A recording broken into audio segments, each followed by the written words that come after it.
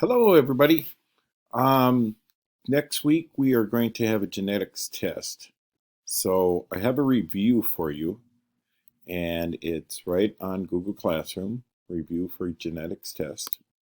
So you open it up and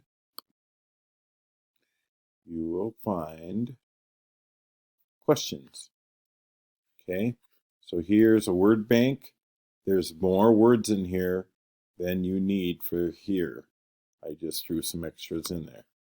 Okay, oops, sorry about that.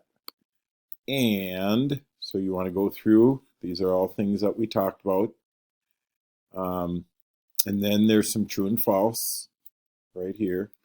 Here we have AAAB. That's just because I thought of another question. I didn't want to straighten everything out.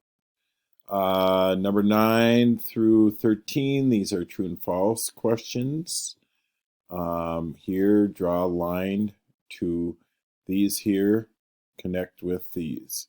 So if you can show that which one of these connect which one of these, okay?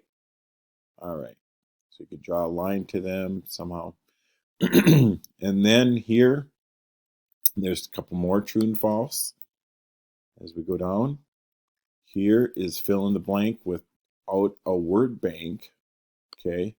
So here is, you have to figure out what these are here, 21, 22, 23. And then down here we have, oh, I see some lines moved. That's all right.